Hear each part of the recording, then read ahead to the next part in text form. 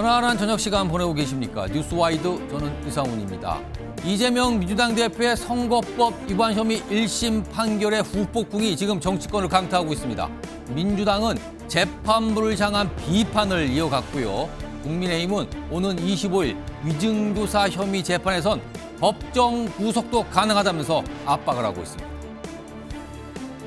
자, 그리고 명태균 씨 구속 이후 이준석 개혁신당 의원에 대한 검찰 조사 가능성이 언급되고 있죠. 이런 가운데 명 씨와 이 의원 사이에 지금 진실 공방이 벌어지고 있습니다.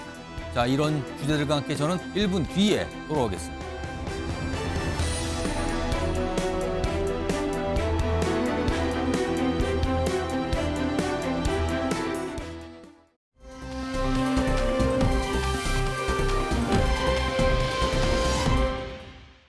이재명 대표에 대한 1심 재판부의 판결은 누가 봐도 명백한 사법살인이었습니다. 그만큼 상식적이지 않은 판결이었기 때문입니다. 떨어진 대선 후보에 대한 징역형을 어떤 국민이 납득하겠습니까? 오죽하면 서울법대 나온 판사가 맞냐고들 하겠습니까? 오판의 충격보다 더 큰 정권교체 민의가 단단해질 것입니다. 이재명 대표 관련한 민주당 등의 판사 겁박 등에 대한 당의 대응은 아주 단호하고 강력하게 이루어질 겁니다.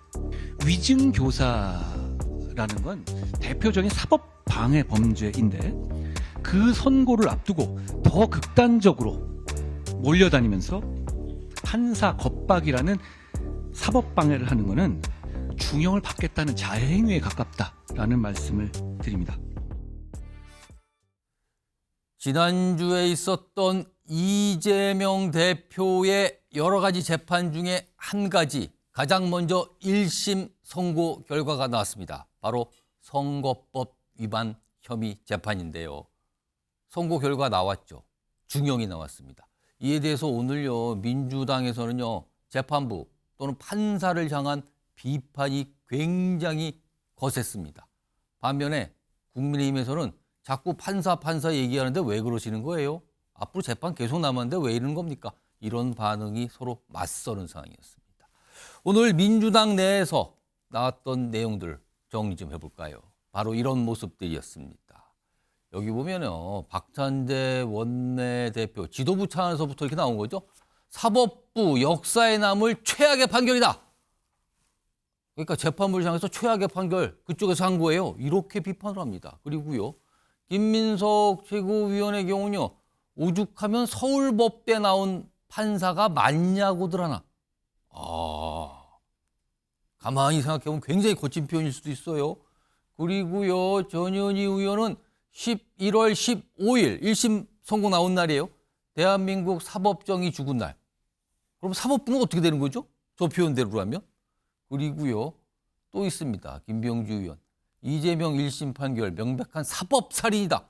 사법살인은 과거의 독재 정권 시절에 막 나왔던 이런 표현인데 지금 이런 걸 쓰고 있습니다. 이런 표현들을요. 자, 이와 관련해서요, 여야 각 진영에 속하는 정치인들이 얘기를 좀 내놓은 게 있습니다. 들어보시죠. 이재명 대표가 사실은 골프를 치지 않았다는 발언을 한 것이 아니라 사진이 조작됐다는 그런 발언을 했던 것인데 굳이 그 안에 들어있는 의미를 캐내가지고 이것은 거짓말에 해당한다라는 식으로 해석을 한 것 있지 않습니까? 피고인에 대한 그 안 좋은 감정을 갖지 않는 한 그렇게 판단하기는 어렵다는 생각이 들어서 전략의 수정은 필요가 없는 게 1심에서 했던 그 변론 방향이나 변론 내용에 전혀 문제가 없다고 저는 판단을 하고 있습니다.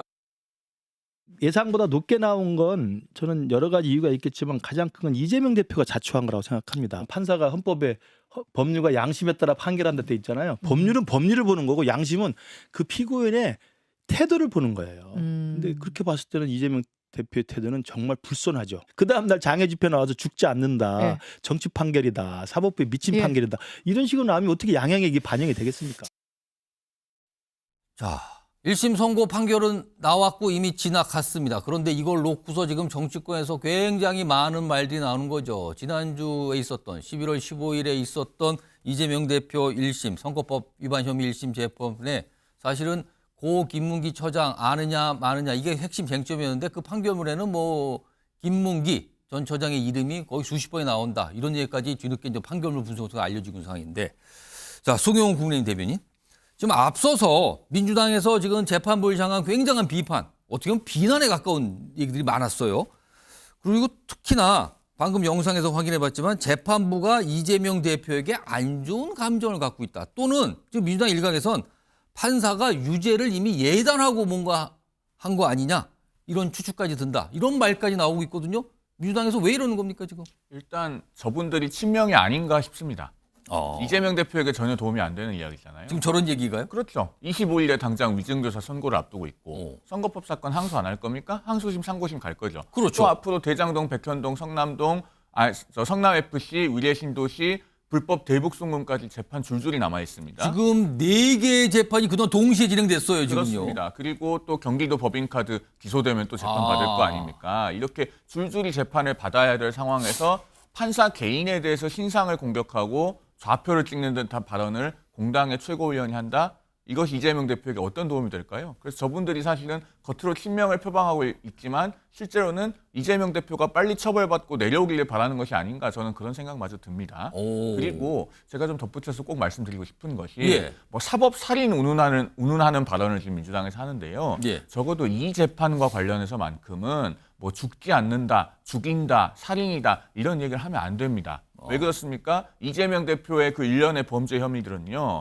관련해서 정말로 유명을 달리하신 분들이 있어요. 2021년 12월 10일에 극단적 선택을 한 성남도시개발공사 본부장이었던 유한기 전 본부장. 2021년 12월 21일에 돌아가신 김문기 성남도시개발공사 개발 1처장. 지금 고 김문기 처장 관련해서 이번에 재판에서 맞습니다. 그분을 아느냐 모르나 이게 쟁점이 됐던 거죠. 맞습니다. 바로 돌아가신 분과 관련해서 있었던 재판이고 그다음에 또 어떻습니까? 불법 대북 송금 관련해서는 경기도 비서실장이 극단적 선택을 하면서 이제 다 내려놓으십시오. 정치 그만하라는 취지로 유서까지 남기지 않았습니까? 그분이 바로 쌍방울 그 김성태 회장 모친상 관련해서 서로 양쪽 모친상 때 교차해서 조문할 때 그 비서실장으로서 장본인이었습니다. 이렇게 관련해서 돌아가신 분들이 많이 계신데 누구를 죽이네 마네 뭐 죽였네 죽지 않네 이런 얘기를 하면 되겠습니까? 정말 민주당이 공당으로서의 최소한의 이성을 되찾아야 된다, 그런 말씀을 드립니다. 자, 이동학 전 민주당 최고위원 나와 계신데요. 지금 저 송영훈 대변인, 대변인도 맡고 계시면 이제 법조인이시거든요. 지금 앞으로 이 선거법 위반 관련해서는 2심도 남았고 대법원까지도 가야 되고 그리고 다른 재판도 계속 진행 중이고 곧 선고도 있는 재판이 있는데 이렇게 판사에 대해서 압박하고 비판을 하는 게 이게 도움이 되느냐 이런 지적을 하셨어요. 어떻게 쓰셨습니까? 길게 보면 도움이 안 되겠죠. 그런데 지금 선고가 나지 얼마 안 했고 그다음에 지금 이 양형이라고 하는 게 굉장히 세게 나왔습니다. 그러니까 예측했던 것보다 심지어 여당의 국회의원들이 예측했던 것보다도 훨씬 더 크게 나왔단 말입니다. 징역형이 나와버렸잖아요. 그러니까 이러한 측면에서는 당연히 야당으로서는 이 부분에 대한 어떤 이 부당함을 호소를 해야 되는 것이고 부당함의 호소 정도입니까? 아니면 지금 막 분노 표시를 하는 겁니까? 지금? 분노를 표시하는 거죠. 그렇지만 어쨌든 시간이 지금 지나면 이 분노가 좀 차분한 이 가운데서 대응책을 좀 모색할 가능성이 훨씬 더 높고요. 초반이기 때문에 이렇게 대응을 할 수밖에 없는 상황인데 법리적으로도 잘못된 게 워낙 많았잖아요. 그러니까 허위사실공표라고 하는 것은 기본적으로 선출직에게 굉장히 중요하게 주어지는 잣대들인데 이게 당선 목적이 있고 낙선 목적이 있습니다. 이 두 가지 다 해당이 안 되는 건들입니다. 그러다 보니까 헌재에서도 이 공직선거법 같은 경우에는 후보자의 행위를 중점적으로 본단 말입니다. 그런데 이 건은 후보자의 행위도 아니고 제3자, 국토부라고 하는 건이 그것을 강하게 해석을 하게 되면서 여기에 이제 껴맞춰진 거란 말입니다. 그러니까 법리적으로도 사실은 반박할 것이 너무나 많은 이런 건이었기 때문에 저희는 2심에서 차분하게 좀 대처를 해나간다고 한다면 저는 이건 완전히 뒤집힐 수도 있는 건이다 이렇게 봅니다. 자, 그러니까 재판이 나온 직후 지난 금요일 그리고 주말 그리고 오늘까지 민주당에 있는 정치인들의 모습은 약간 뭐랄까요? 순화돼서 표현하면 약간 격앙된 상태. 조금 거친 표현을 쓰면 굉장히 지금 화를 내고 있는 상태. 뭐 이런 모습이었거든요. 근데 지금 이동학 전 최고위원도 좀 시간이 지나면 조금 차분히 가라앉으면서 이제 법적으로 따지면서 대응을 할 거다. 이런 전망까지 내주셨는데요. 자, 그런데요. 많은 분들이 1심 재판 결과를 본 뒤에 아니 이거 2년 넘게 걸렸군요. 그러면은 2심 대법원은 언제 나오는 겁니까? 이것도 몇 년 가는 겁니까? 다음 대선 다 끝난 다음에 나오는 겁니까? 이런 질문도 참 많이 하십니다. 그런데요. 최근에 법원 행정처가 각급 법원에 어떤 공문을 보냈습니다. 이걸 지켜주세요라는 거죠. 화면 보겠습니다. 바로 이겁니다. 최근에 법원 행정처가 각급 법원에 공문을 발송했는데 이 내용이에요. 선거사범 재판. 그러니까 선거법 위반 혐의 재판인 거예요. 지금 이재명 대표가 이 재판 1심을 지난주에 받았거든요. 선고가. 이런 재판은 1심은 6개월에 끝내고요. 2심은 3개월, 3심 대법원은 3개월 내에 마치도록 한 공직선거법 규정 이거 준수해야 됩니다. 이른바 633 규정인 겁니다. 자, 그런데 일단 1심 6개월 이거는 어긋났죠 벌써? 2년 넘어갔으니까요. 그럼 나머지 2심과 3심 어떻게 되냐는 거죠. 법원 행정처에서는 이거 각각 3개월 안에 다 끝내세요. 이겁니다. 이렇게 얘기를 했어요. 다음 하나 더 보겠습니다. 그러면 이 원칙이 적용되면 어떻게 될까요? 일단 1심은 워낙 오래 걸렸어요. 지나갔습니다. 자, 그러면 지난 15일에 1심이 나왔죠? 그럼 2심까지 3개월 감안합니다. 그리고 다시 2심에서 최종심 대법원 판결까지 3개월 감안합니다. 그럼 아무리 늦어도 내년 상반기가 끝나기 전에는 최종 판결이 나온다는 거예요. 이 규정을 따른다면 633 원칙에 따른다면 송영훈 변호사, 송영훈 대변인 상반기에 나올까요? 충분히 가능하죠. 가능합니까? 이재명 대표는 이미 저 633 원칙의 위력을 몸소 체험을 해봤습니다. 경기도지사 그 허위사실 공표 사건 때 이미 체험을 해봤거든요. 예. 그때 2018년 6월 13일에 전국 동시지방선거가 있었고 이재명 대표가 그 선거에서 경기도지사로 당선이 됩니다. 기소가 언제 되냐면 2018년 12월 12일에 됐어요. 예. 당시에 1심에서 633 원칙을 지켜서 2019년 5월 16일 그러니까 6개월이 안 지나서 판결이 나옵니다.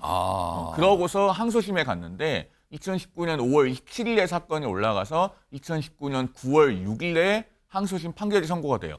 석 달하고 딱 열흘 걸렸습니다. 대략 석 달 정도 걸린 거네요. 102일 만에 항소심 판결이 나왔거든요. 그리고 그 사건의 크기가 지금 이재명 대표가 현재 받고 있는 이 선거법 재판과 비교해서 결코 작지가 않습니다. 예. 당시에 사건이 4덩어리였어요. 그러니까 친형 강제 입원, 예. 그다음에 검사 사칭 누명을 썼다. 그다음에 대장동 공익환수. 그다음에 친형 강제 입원은 그 직권남용 권리행사 방해 혐의로도 같이 기소가 돼서 총 4덩어리였는데도 1심이 6개월 안에 끝났고 2심은 석 달 열흘 만에 끝났습니다. 석 달 조금 지났고. 증인의 숫자도 이번과 비교해서 결코 적지 않아요. 예. 이번 사건이 증인이 한 50명 되는데 그때도 증인이 55명이었고요. 공판 기일을 20번 했습니다. 예. 1심에서. 그랬는데도 항소심이 102일 만에 끝났습니다. 이런 것을 다른 사람도 아닌 이재명 대표 본인이 직접 겪어봤기 때문에 예. 지금 굉장히 두려운 상태에 있을 것이고 민주당 정치인들도 지금 이걸 알고 있습니다. 즉 민주당이 이재명 대표와 함께할 수 있는 시간은 이제 앞으로 길어야 6개월인 겁니다.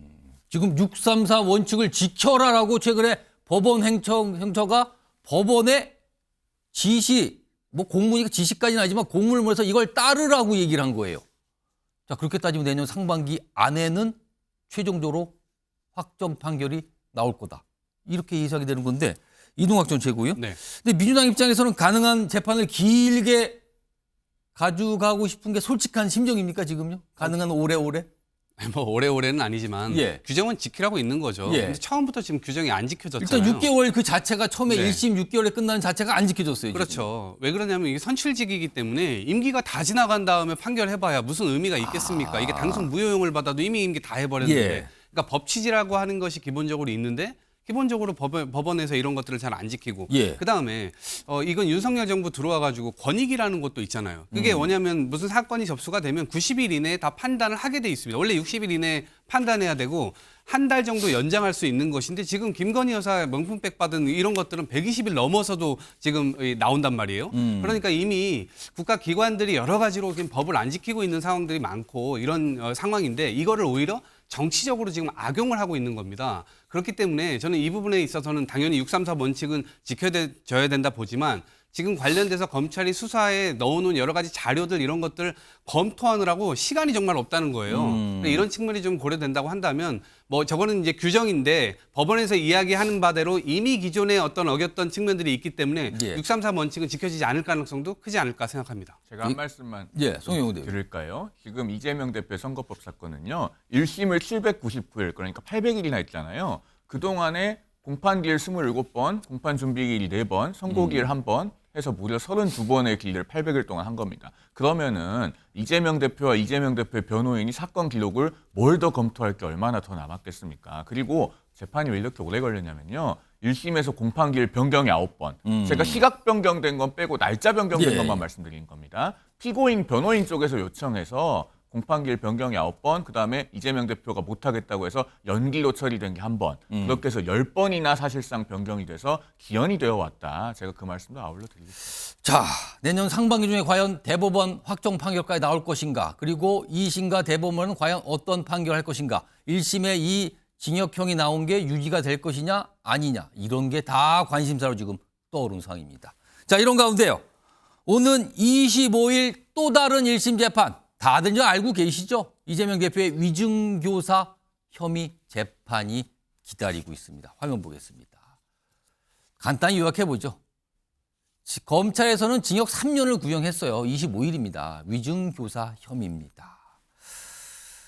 이와 관련해서요. 어젠가요? 한동훈 대표가 뭔가 의미심장한 글을 좀 씁니다. 화면 보겠습니다.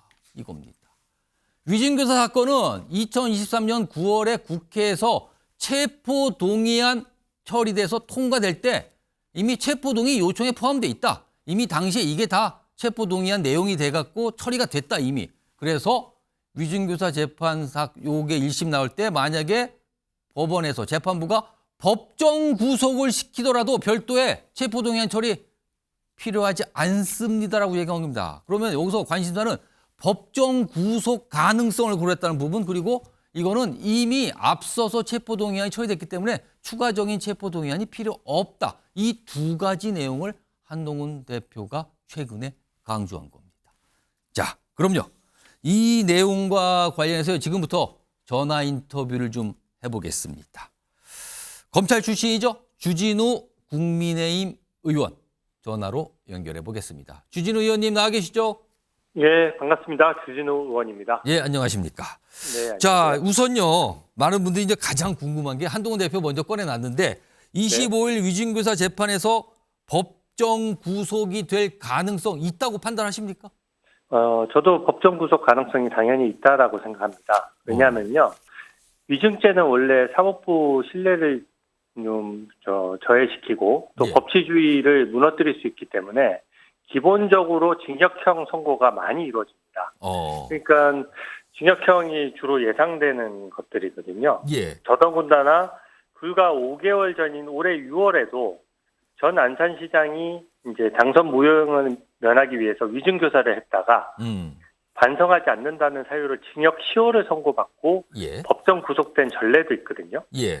그래서 이것은 만약에 징역 1년 이상의 실형이 선고되면 예. 일반 국민들도 이 정도 실형이 선고됐을 때 법정 구속이 되기 때문에 야당 대표라고 해서 달리 볼 이유가 없거든요. 그래서 모든 국민이 법 앞에 평등하다라고 본다면 이 법정 구속 가능성은 있다고 볼 수 있습니다. 자, 그럼 한동훈 대표가 이 법정 구속 가능성을 언급한과 동시에 자, 이 사안이 만약에 법정 구속이 결정되면 별도의 추가적인 체포 동의안 국회 처리는 필요 없다라고 지금 분석을 했는데 주진우 의원님께서 이 부분에서 동의하십니까? 저도 동의하고요. 이게 원래 국회 회기 중에 체포 동의를 받도록 한 것은 뭐 국회의원한테 특권을 주려고 한 것이 아니라요. 혹시 국회의원이 정치적인 탄압을 받을까봐 일단 먼저 국회가 그 범죄 혐의나 범죄 사실에 대한 내용을 보고 구속 체포하는 것이 맞는 사안인지를 먼저 한번 판단해 보라는 것입니다. 그래서 한번 체포 동의를 받으면은 국회 판단이 이미 끝난 것이거든요. 근데 이미 21대 국회에서 이재명 대표에 대해서 위증교사, 대북 송금, 백현동 비리에 대해서는 구속영장이 청구되면서 체포 동의를 국회에서 가결받은 적이 있습니다. 그래서 어쨌든 한번 가결을 받으면 저희가 21대 국회에서 가결을 받았다라고 해서 법률안이 통과됐을 때 22대 국회에서 다시 법률안을 다시 심의하지 않는 것처럼 21대 국회에서 이미 체포 동의안이 가결된 바 있기 때문에 별도의 체포 동의는 필요 없이 바로 법정 구속 가능하다는 것이 저의 법리적인 해석 결과입니다. 그동안 검찰 근무 시절에도 많은 사건 접해 보셨는데 25일 위증교사 재판 형량 이게 사실 이런 재판 앞두고요 많은 분들이 어느 정도 형을 예상한다 이런 전망 많이 하시는데 주지루 의원께서는 25일 이재명 대표의 이 사건, 이 재판 형량은 어느 정도 지금 전망하십니까? 저는 예전부터 징역 1년 실형 선고를 예상하고 있는데요. 예. 그 이유는 몇 가지가 있습니다. 첫 번째는 아까 말씀드린 안산시장 사례처럼 유사 사례에서 징역 10월에 선고받고 법정 구속이 된 적이 있고요. 예. 두 번째는 이것이 좀 위증교사 중에서는 죄질이 좀 안 좋은 편입니다. 왜냐하면 당시 이재명 경기도지사는 위증을 시킬 때 권력자였거든요. 경기도지사라는 권력이 있는 상황이었고 당시 김진성 씨가 재판에 나가기조차 싫어하고 있었는데 예. 그 김진성 증인에게 집요하게 위증을 시켰습니다.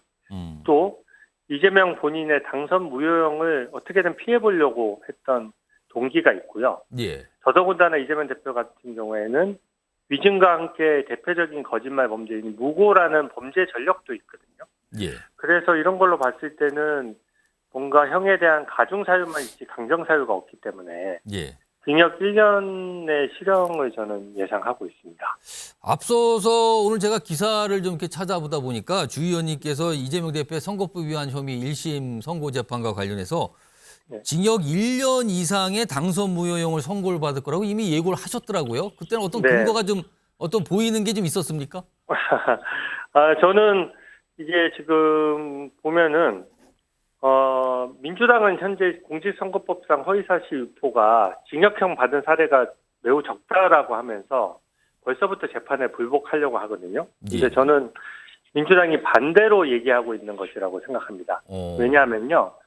이게 역대급으로 센 형을 선고한 것이 아니라 이재명 대표가 역대급의 허위사실 유포 범죄를 저지른 사안이거든요. 그래서 그에 상응하는 형이 선고되었다 이렇게 보는 것이 맞을 것 같고요. 예. 사안 내용을 설명하면 당시 이재명 대표가 허위사실을 유포할 때에는 예비 경선 기간도 아니고 대선 선거기일에 굉장히 임박했을 때입니다. 그리고 대변인이 허위사실을 유포한 게 아니라 이재명 대선 후보 본인이 직접 허위사실을 유포함으로써 국민들이 더 많이 속을 수밖에 없었고요. 당시 가장 국민적 의혹이 많이 제기됐던 대장동 백현동 비리와 연관성을 끊어내기 위해서 아주 적극적인 거짓말을 했었고요. 또 방송을 통해서 그 허위사실이 여러 번에 걸쳐서 국민들에게 광범위하게 유포되기도 했습니다. 결국에는 예. 유력 대선 후보가 아주 박빙의 승부에서 큰 반칙을 한 사안이니까 이것은 벌금형 선고로는 책임을 묻기가 좀 부족하고 저는 징역 1년 정도의 징역형이 선고될 것으로 미리 예측한 바 있습니다. 자, 그러니까 그렇게 예측을 하는 거 비슷하게 이제 1년 그렇게 징역형이 나왔는데 그 징역형이 실제 나와서 1심의 결과가 이제 공개가 됐는데요. 선거법 위반 혐의 재판 만약에 1심대로 내용이 확정되면 민주당은 이 대선 때 썼던 대선 비용 이게 이제 국가로부터 보존을 받았거든요. 이게 434억 원이나 되는데 이걸 반환해야 된다 이런 처지에 놓일 수도 있다 이런 얘기 참 많이 나왔는데 그런데 주 의원께서는 민주당이 이거를 피하려는 조치를 취할 수 있다 이렇게 예상을 하는 말씀을 하셨더라고요. 이건 어떤 이유가 있습니까? 벌써부터 저는 어떤 경우에도 이제 법치주의가 존중받으려면 재판에는 승복을 해야 되거든요. 그렇게 예. 안 하면은 정말로 법치주의가 무너지는 것인데요. 민주당은 벌써부터 이재명 대표 1심 재판에 대해서도 불복하는 목소리가 나오고 있습니다. 그리고 재판부를 공격하고 있거든요. 그렇다라고 하면 대선 비용 434억 원도 형이 확정된다고 하더라도 이게 다 국민 혈세로 선거 보전 비용을 받은 것이거든요. 예. 그럼에도 불구하고 아마 이게 또 사법부가 우리 민주당을 탄압하니 어쩌니 하면서 결국에는 이 434억 원에 대해서 불복하면서 이 집행을 피하려고 할 가능성이 매우 높습니다. 그런 방법으로는 예를 들어 민주당의 당명을 다른 당명으로 바꿔버리거나 아니면 위성정당 같은 것을 만들거나 예. 또 정당을 쪼개서 쪼개진 다른 정당으로 자금을 옮기거나 이런 방식으로 꼼수를 부려서 434억 원을 좀 반납 안 하려고 할 수 있기 때문에요. 저는 이 부분을 방지하기 위해서 입법적인 법률안을 이번 달 말에 제출하려고 하는데요. 예. 그 내용을 좀 말씀드리면 이 대선 비용 434억 원 한수와 관련해서 1심에서 형이 선고되면 확정되기 전이더라도 민주당 당사나 민주당 계좌에 대해서 좀 가압류 내지 예. 가처분 같은 보전 조치를 할 수 있도록 하고요. 다만 민주당의 이제 정당으로서의 기능은 할 수 있도록 해야 되니까 예. 민주당의 당 운영과 관련된 필수 비용을 제외하고는 예. 일단 국민 혈세가 허투루 낭비되지 않도록 이 부분은 형이 확정되면 즉시 434억 원을 환수할 수 있도록 미리 보전 조치를 하는 법안을 제출할 예정입니다. 아, 그렇군요. 그리고 주 의원님께서는 오늘 이재명 대표를 무고 혐의로 고발하겠다 이렇게 밝히셨는데 왜 그런 겁니까? 이게 그 민주당이 먼저 저를 고발했는데 제가 뭐 감정적인 부분 때문에 그런 건 전혀 아니고요.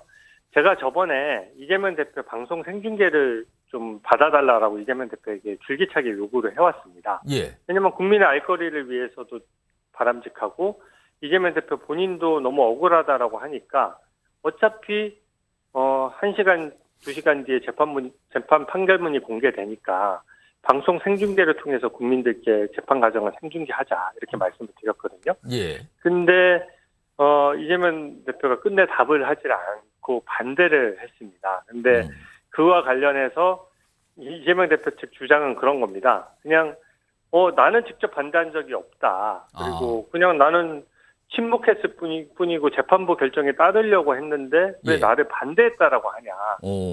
침묵했던 사람한테 반대했다라고 한 것이 좀 이거는 주진우 의원이 이제 허위사실을 유포한 거 아니냐 이렇게 지금 고발을 해오셨는데요. 예. 저는 이게 국민들께 눈속임 하는 것도 아니고 너무 말장난 같은 얘기라고 생각합니다. 왜냐하면 박찬대 원내대표가 저번 최고위원회의에서 바로 이재명 대표 옆에서 예.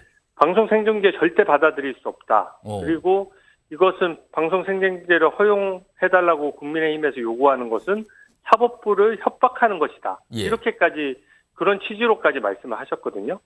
근데 이재명 대표 그 옆에서 그냥 듣고 끄덕끄덕 하고 있었어요. 그래서 그렇다라고 하면은 이건 당연히 방송 생중계에 대해서 본인도 반대한다는 의사를 표명한 것이라고 봐야 되고요.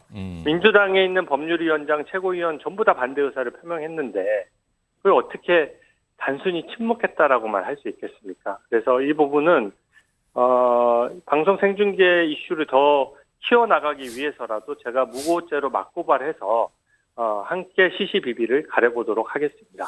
요 마지막 질문 짧게 하나만 드릴게요. 네네. 15일 재판은 사실 생중계 이제 불발됐는데 25일 위증교사 혐의 재판은 여전히 생중계해야 된다는 생각을 갖고 계십니까? 예, 그렇습니다. 왜냐하면 제가 그 박근혜 전 대통령, 이명박 전 대통령 때 생중계됐던 사례가 있는데요. 예. 항상 형평에 맞는 게 중요하거든요. 근데 당시 이재명 박근혜 전 대통령은 그 당시에 죽어있는 권력이었고 이재명 대표는 누가 보더라도 명실상부한 살아있는 의회 권력인데다가 그 앞으로 대선의 향방을 가를 수 있는 중요한 재판이지 않습니까? 그래서 국민들께서 너무 궁금해하시고 또 생생하게 그 재판 내용을 알고 싶어 하시거든요. 그에 반해서 이재명 대표도 이게 녹취록이 거의 짜깁기 됐다라고 주장할 정도로 억울함을 호소하고 계시기 때문에 저는 당당하게 이재명 대표가 이번에 침묵하시지 말고 이 방송 생중계 내가 받아들일 테니 재판부에서 생중계 해주십시오라고 명확히 의사를 밝혀주심으로써 국민들 앞에 재판 과정이 좀 제대로 공개돼서 국민의 알 권리가 충족됐으면 좋겠습니다. 알겠습니다. 오늘 말씀 여기까지 듣도록 하죠. 지금까지 국민의힘 주진우 의원이었습니다. 고맙습니다. 네, 고맙습니다. 자, 여러 가지 얘기 좀 질문들을 들어봤는데요. 사실 앞서서 지금 한동훈 대표나 지금 방금 인터뷰했던 주진우 의원은 만약에 법정 구속 이런 조치가 있을 경우에 별도의 체포동의안을 다시 국회에 제출해서 처리하는 과정은 필요 없다 이런 얘기하셨는데 이게 이제 2023년 얘기거든요. 당시의 모습 좀 다시 한번 불러와서 확인해 보겠습니다. 이재명 의원은 바로 이 자리에서 저에 대한 정치 수사에 대해서 불체포 권리를 포기하겠습니다라고 국민들께 자발적으로 약속했습니다. 지금은 주권자인 국민들께 한 약속을 지킬 때입니다. 투표 결과를 말씀드리겠습니다. 국회의원 이재명 체포동의안은 총 득표수 295표 중 가 149표, 부 136표 가결되었음을 선포합니다. 혐의는 여전히 부인하시나요? 오늘 직접 변론에 참여하시나요? 소금 한 말씀 부탁드리겠습니다. 상대를 죽여 없애는 그런 전쟁이 아니라 진정한 의미의 정치로 되돌아가기를 바랍니다. 이동학 전 최고위원, 지금 국민의힘에서는 법정 구속 가능성을 언급하면서 사실 이재명 대표를 압박하고 있는 거예요. 지금 이거 어떻게 보십니까? 그러니까 국회 동의 없이 저게 지금 가능하지 않습니다. 왜냐하면 여러 가지 차이점이 있습니다. 당시에는 수사 상황에서의 구속적 부심이 있었고요. 그다음에 지금은 재판 단계로 넘어왔죠. 예. 상황이 완전 바뀌었죠. 그리고 전 국회였습니다. 21대 국회 때였습니다. 그리고 지금 22대 국회로 넘어왔죠. 예. 그래서 상황이 완전 다르고요. 그다음에 회기도 완전 바뀌었죠. 예. 그래서 이거는 이 체포동의안이 이미 받았기 때문에 이제 와서 안 받아도 된다라고 주장하는 것은 저는 법무부 장관 출신으로서 오히려 법을 호도하는 것이라고 생각을 하고요. 과거에 이런 경우가 있었습니다. 예전에 이제 철도 비리로 잡혀간 뭐 전신이었죠. 새누리당 의원, 송광호 의원은 이분은 회기가 아니었기 때문에 그렇게 잡혀간 경우가 있었고요. 예. 두 번째로 정찬민 의원 같은 경우는 지난번 21대 국회 때 이분은 체포동의안이 가결됐고 구속됐습니다. 근데 이분이 나중에 재판 중에 보석으로 나와요. 그래서 다시 형이 확정돼서 다시 들어가게 됩니다. 예. 그러니까 이번 건과는 완전히 달라요. 더군다나 구속적 부심에서 국민들도 다 기억하시다시피 이것은 기각이 됐던 건입니다. 그렇기 때문에 다시 구속 해야 된다 어떤 이런 필요성이 됐을 때는 당연히 국회 동의를 받아야 되는 겁니다. 회기 중이라면. 그래서 이런 부분은 법무부 장관 출신으로서 대단히 부적절한 호도를 하는 것이다 이렇게 생각을 합니다. 제가 좀 말씀드릴까요? 자, 2022년 정찬민 의원 사례. 예. 1심에서 그때 뇌물죄로 징역 7년 선고받고 법정 구속이 됐죠. 예. 그게 2022년 9월 22일입니다. 예. 그러니까 정기국회 회기 중이에요. 예. 9월이니까. 어떻게 법정 구속이 됐느냐. 2021년 9월에 체포동의안이 가결이 돼서 한번 구속이 됐었죠. 그래서 말씀하신 것처럼 중간에 보석으로 나왔던 건 맞습니다. 그런데 우리가 이제 법정 구속 하는데요. 법정 구속은 판사가 실형을 선고하면서 그냥 말로 구속하는 게 아니에요. 그것도 재판 중인 법원의 재판장에 의해서 구속영장을 발부하는 행위가 있습니다. 실제로 그 선고하면서 법정 구속을 하기 전에 영장에 도장 찍어놔요. 그러니까 실질적으로 따져보면 뭐가 발부가 되는 거군요. 그렇죠. 그것도 구속영장을 발부하는 행위입니다. 그러면은 자 이게 만약에 체포동의안이 다시 필요하면은 국회에 체포동의 요구서를 보냈겠죠. 보내서 표결하고 구속을 시킬지 여부를 가졌을 텐데 그렇게 하지 않고 바로 법정 구속됐습니다. 그게 왜 그러냐면요. 대법원의 그 인신구속 사무의 처리에 관한 예규라고 있어요. 예. 거기 8조에 보면은 국회의원에 대해서 이렇게 체포영장이나 구속영장을 발부할 때는 원래는 국회법 26조에 따라서 체포동의 요구안을 보내야 된다라고 되어 있어요. 그런데 거기에 예외가 있습니다. 예외 중에 뭐가 있냐. 체포동의 요구를 해서 그 동의에 따라 체포영장을 발부한 이후에 청구된 구속영장. 그러니까 한 번 체포동의안이 통과되고 났으면 동일한 범죄 사실에 대해서는 다시 구속영장을 발부할 때는 굳이 국회의 체포동의를 요하지 않는다는 해석이 가능한 겁니다. 그렇기 때문에 한동훈 대표나 주진 의원이나 저런 해석을 견지하고 있는 것이고요. 물론 25일에 재판부가 법정 구속을 하지 않는다면은 논의할 필요가 없겠습니다만은 지금 이재명 대표가 재판을 받고 있는 태도로 봤을 때는 충분히 법정 구속까지도 내다볼 수 있는 상황이기 때문에 이 논의가 실익이 있다고 봅니다. 자, 이런 얘기까지 나오고 있는 상황이에요. 그리고 25일 재판은 다가오고 있는 거죠.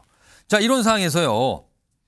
지금 사실은 지난주에 있었던 1심, 첫 번째 1심 선고재판 그 결과대에서 민주당의 위기, 이재명 대표의 위기 아니냐라는 얘기가 계속 정치권 나왔죠. 근데요, 민주당에서는 위기 아닙니다. 끄떡없습니다. 이런 반응을 굉장히 강조를 하고 있거든요. 우선 이재명 대표의 얘기 지난 주말이고요. 그리고 하루 뒤인 일요일에 또 민주당에서 어떤 설명도 내놨어요. 들어보겠습니다. 팔팔하게 살아서 인사드립니다. 노무현 대통령께서 열어준 그 길을 제가 따라왔습니다. 이재명은 결코 죽지 않습니다. 바로 여러분이 있기 때문입니다. 어려움이 있더라도 제대로 된 이 나라를 위해서 함께 싸워 나갑시다, 여러분. 저희는 전혀 저희는 2심 재판에 가면 뭐 진실과 어떤 사실 이런 것들이 또 법리적인 그런 판결이 제대로 될 거라고 믿고 있고요. 현재까지 뭐 전혀 당내에 그런 여러 가지 이견이라든가 그런 것들은 제가 이제 느끼지 못하고 있고, 오히려 상당히 많은 의원님들이 격려 전화가 오시고 오히려 뭐 단합이 더 잘 되고 있다. 그러니까요. 앞서서 기억의 시간을 뒤로 돌리면 이재명 대표가 이제 당 대표에 연임을 한 상황이 됐잖아요. 그때 당시에도 연임했던 그 시점 전후로 해서 민주당에는 이재명 대표 말고는 없다. 약간 이런 분위기의 발언들이 많이 나왔거든요. 근데 이번에도 약간 그런 비슷한 발언이 1심 선고 재판 이후에 나오고 있는 것 같단 말이에요. 우선 화면으로 하나 좀 소개해 보겠습니다. 이해식 의원이죠. 당대표 비서실장입니다. 여기 보시면 인용을 해요. 인용. 이게 굉장히 유명한 책이죠. 명상록. 아우렐리우스 명상록인데요. 그 내용을 그대로 담았어요. 더 훌륭한 인간이 되고자 노력을 기울이는 이러한 사람이야말로 신의 사제요, 신의 종이다. 신의 사제, 신의 종은 굉장한 극찬일 수도 있거든요, 지금요. 근데 그거를 이재명 대표의 어떤 연설하는 마이클 잡는 사진, 그리고 밑에는 저기 뭡니까? 영화의 한 장면 아닙니까? 어떤 이 검투사 뭐 이렇게 나오는 그 장면을 놓고 이 두 장의 사진을 놓고 신의 사제요, 신의 종이다. 요 명상록의 요 대목을 인용해서 글을 이렇게 올려놓습니다. 그러면은 뭐 직접 얘기한 건 아니지만 인용을 한 거를 굳이 보여주는 거 보니까 뭐 동의한다는 뜻 같기도 하고요. 그리고요, 오늘 민주당에서 당 최고위원회가 열렸는데 여기에서도 비슷한 맥락의 얘기들이 좀 나왔어요. 들어보시죠. 정권 교체에는 대세이고 이재명 대표는 그 중심입니다. 주수를 2000번 해도 아무리 잘못되게 판결해도 안 바뀌는 부동의 사실입니다. 이재명을 죽이겠다고 없는 죄를 만들어서 조작 수사, 억지 기소한 윤석열 정권의 정치검찰, 이에 화답한 1심 판결에게 답을 하겠습니다. 이재명과 민주당을 죽이려 해도 이재명과 민주당은 더 강해집니다.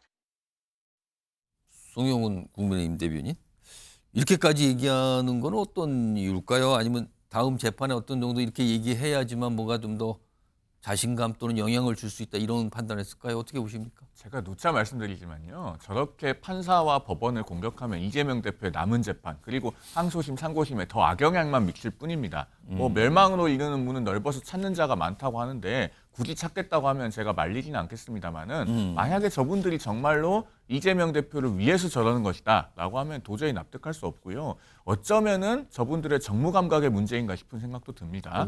저는 조금 전에 우리 영상에서 본 김민석 수석 최고위원이나 전현희 최고위원의 정무 감각이 그 전에 수석 최고위원을 했던 정청래 법사위원장보다도 못 미친다고 생각합니다. 왜 그렇습니까? 왜 그렇게 생각하냐면 그 이재명 대표의 선고 당일 중앙지법에 70여 명의 민주당 의원들이 쭉 도열해 있지 않았습니까? 예. 거기에 안 오신 분이 있어요. 제 영상을 보면서 누가 오셨는지도 유심히 봤지만 누가 안 오셨는지도 유심히 봤거든요. 안 오셨는지 보였습니까? 안 오는 건지 못 오는 건지 그 오지 않는 사람, 정청래 의원의 얼굴을 열심히 찾았는데 없더라고요. 그런가요? 본인이 SNS에 올렸어요. 차를 몰고 법원에 가다가 차 안에서 비보를 듣고 차를 돌렸다.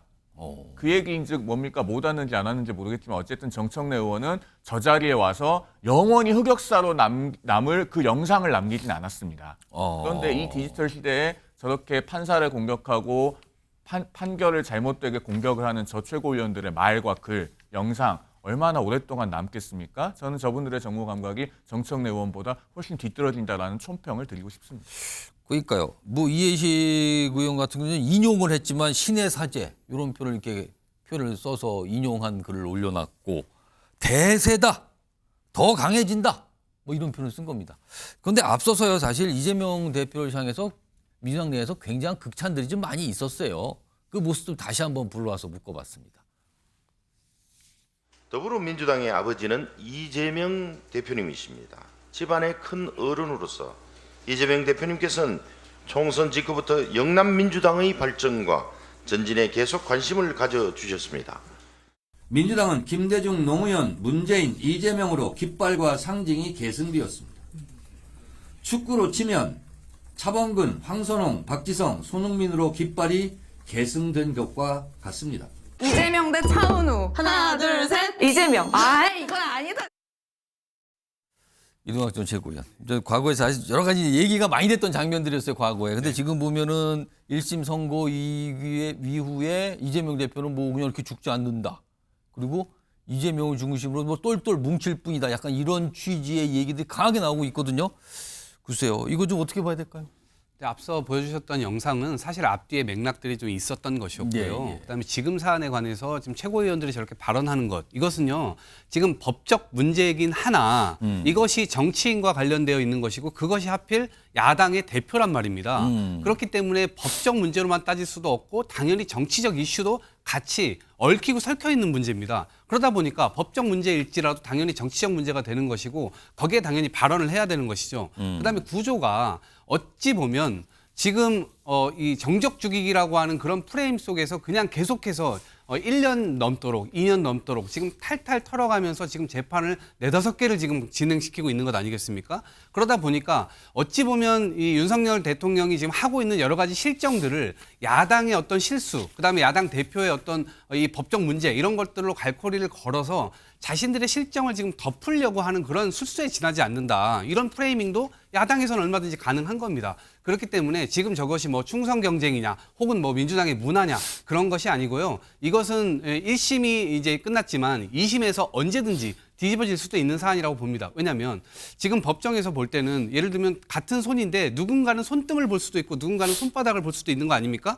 주장하는 바가 전혀 달라요. 예. 그러면 2심 재판부에서 다시 이걸 볼 때 똑같은 손이지만 어느 곳을 보느냐에 따라서 전혀 다른 판단도 나올 개연성도 있기 때문에 민주당 입장에서는 지도부들을 충분히 국민, 대국민 메시지를 계속해서 발신할 수 있는 겁니다. 그런 차원에서 이해가 되면 되겠습니다. 그렇다면 일단 1심이다. 2심 있고 3심까지 남았는데 아직 뭐 판단 빠른 거 아닙니까? 이런 말씀으로 좀 들렸습니다. 그런데 일각에서요, 민주당 일각에서는요, 뭐 이렇게 막 대놓고 말씀들은 안 하세요. 그러나 이거 당이 약간 이재명 대표 여러 가지 상황이 여의치가 않게 되면은 대안이 누굴까라면서 이렇게 쳐다보는 분들이 있어요, 조금. 이런 상황에서 오늘 김동연 경기지사가 국회에 왔습니다. 하필 오늘입니다.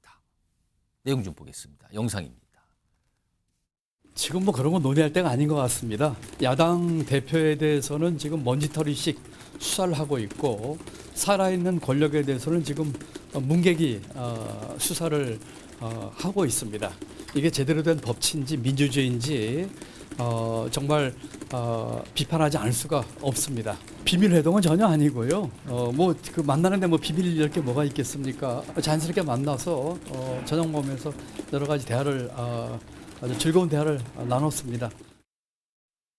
때가 때인지라 유독 오늘 김동연 경기지사가 주목을 받은 거예요. 기자들이 많이 앞에 모여서 질문을 많이 한 거죠. 다음 화면 좀 보겠습니다. 정치권이 참 뭔가 이렇게 전망 이런 게 좀 빠르죠. 미리미리 얘기하고. 만약에 이재명 대표의 1급 체제인데 이게 뭔가 문제가 발생하면 대안은 과연 누굴까? 벌써 이런 얘기도 하십니다, 지금요. 언론도 하지만요. 그래서 이른바 야권의 신상김, 김부겸 전 총리, 김동연 경기지사 방금 영상에 나왔죠. 그리고 김경수 전 경남지사. 특히 김동연 지사와 김경수 전 지사는 최근에 독일에서 잠시 만났죠. 별거 아니었습니다 얘기하지만 만남 자체가 주목을 받았죠. 이렇게 해서 3명이 이른바 야권 신상김. 여기에서 뭐가 또 있는 거 아니냐라는 일단 얘기가 하나 있고요. 그리고요. 임종석 전 대통령 비서실장 그리고 유시민 전 이사장. 늘 나오죠. 야권에서는요. 어떤 가능성으로서. 그리고 이 5명에 또 누가 있는 거 아니냐. 이런 얘기들이 계속 나옵니다. 그런데요. 이와 관련해서요. 여야 모두 약간 이런 분들은 아직 아니지 않습니까? 약간 이런 분위기의 얘기들을 합니다. 들어보시죠.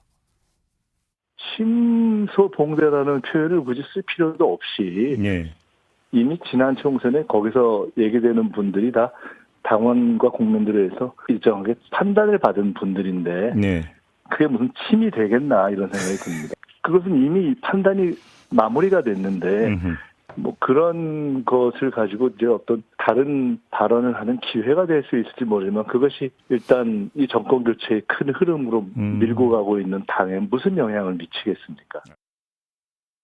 비명계가 뭉친다 뭐 이런다고 하는데 저는 그거는 별 효과가 없을 거라고 봅니다. 왜냐하면 지금까지 그 사람들이 뭘 했습니까?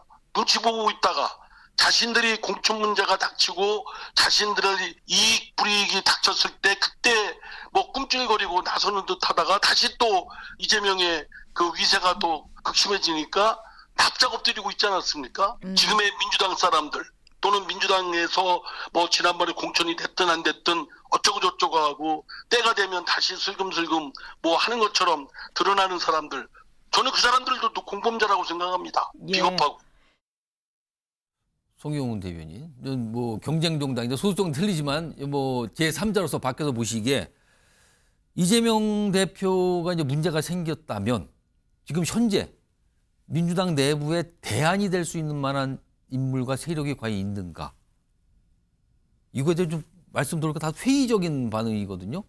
이거 어떻게 보십니까? 아까 화면 그래픽에 한 5분 정도 제시가 되던데요. 예, 일단 저는 그분들 중에서 우리 국민들께서 대안으로 생각하실 만한 분은 한 분도 없다라고 단언합니다. 5명 다시 한번 좀 불러오겠습니다. 이분 중에서는 송영훈 대변인이 보시기에는 대안이 다 안 되실 것 같다는 의견이신데. 그렇습니다. 왜 그렇게 말씀을 드리냐면요. 자, 지금 저분들 중에서 뭔가 민주당의 새로운 길을 견인하고 싶은 분이 있다면은 지금 깃발을 들고 일어나야 됩니다. 지금? 그렇습니다. 아니, 그 해가 중천에 뜬 다음에 우는 닭이 무슨 소용이 있습니까?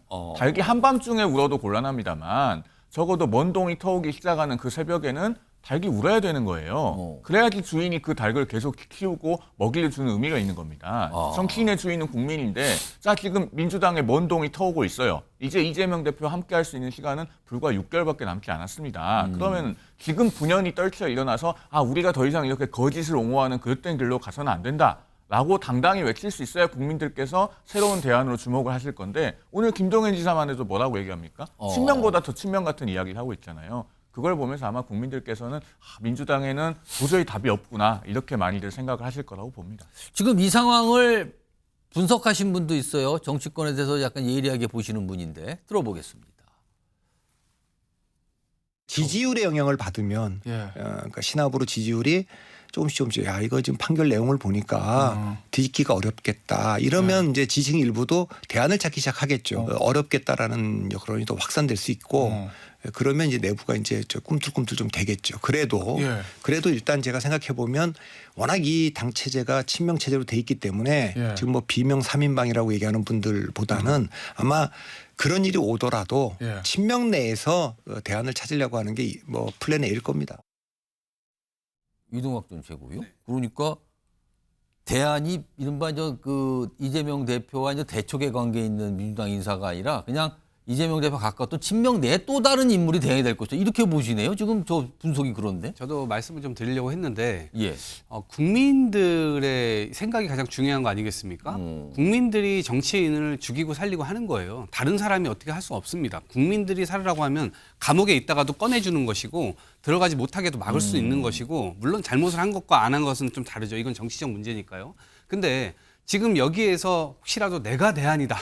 혹시라도 이런 생각을 하신다면 그건 완전히 잘못된 오판이죠. 국민들이 정말 본인을 원한다고 생각하면 그건 완전히 오판이에요. 지금은 어찌 보면 정적 죽이기에 대한 야당 탄압을 하고 있는 국면이기 때문에 여기에 대해서는 똘똘 뭉쳐서 싸울 수밖에 없는 상황이고요. 그다음에 저 프레임, 예를 들면 비명계가 이게 기지개를 켜고 있다. 이러한 프레임 자체가 언론에서 만든 프레임입니다. 그러니까 아마 저 프레임에 저 당사자분들 역시도 들어가기 동의하는지 여부는 제가 모르겠습니다. 동의를 안 하실 가능성이 더 큽니다.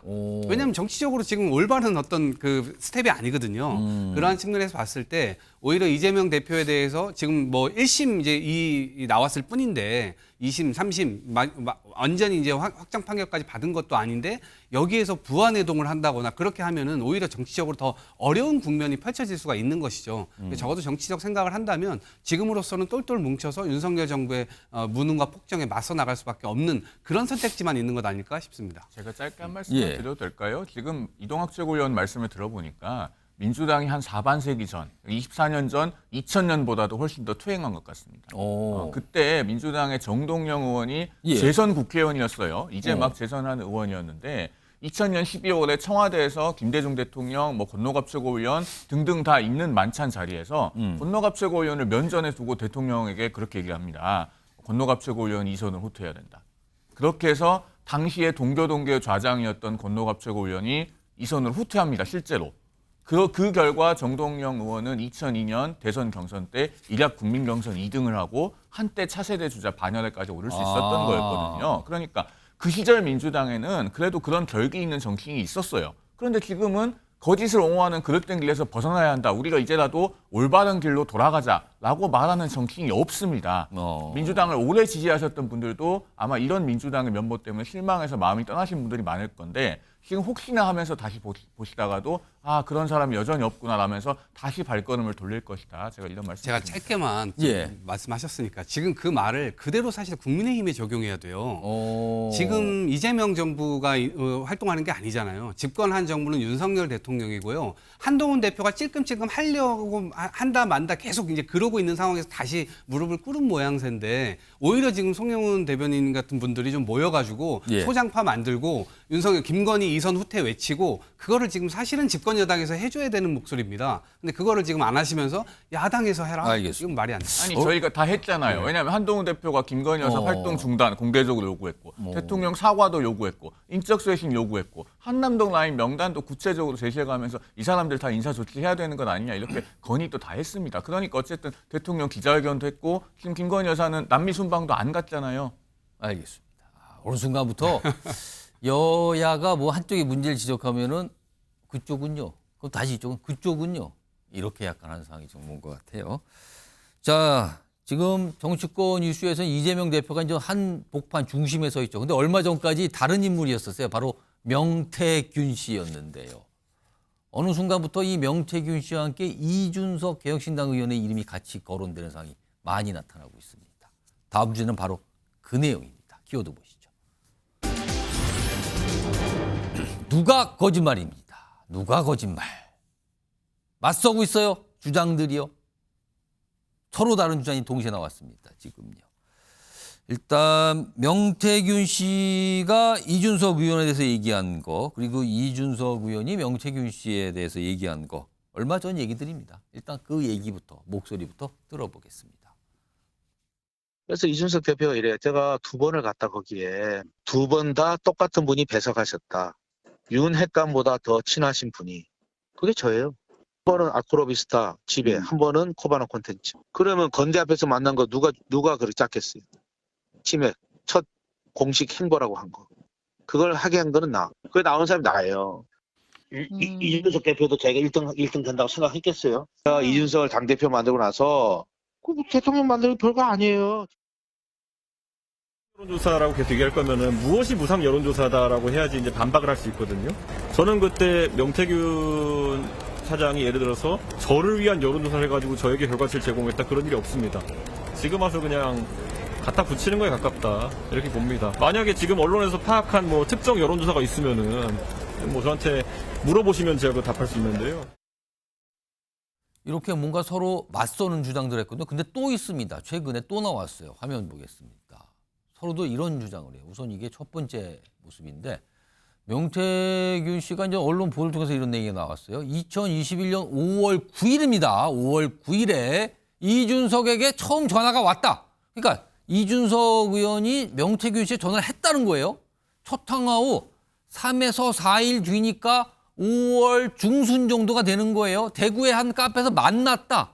그리고 당대표 선거를 도와달라고 했다. 아주 구체적으로 얘기를 합니다.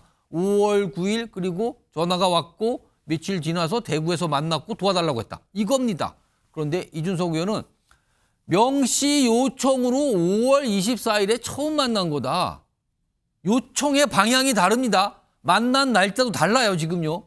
도와달라고 한 것은 그냥 잘 부탁한다 정도의 인사치레였지 뭘 도와달라고 한 겁니까? 이런 취지의 설명. 하나 더 봅니다. 그리고 5월 9일부터 15일까지 아까 명태균 씨의 얘기라면 요 사이에 대구에서 만난 거예요. 근데 그때까지 제 위치 및 동선 기록 공개합니다. 저는 5월 24일이나 대구 갔습니다. 5월 중순에 대구 안 갔거든요. 이렇게 또 반박합니다. 송영훈 대표님.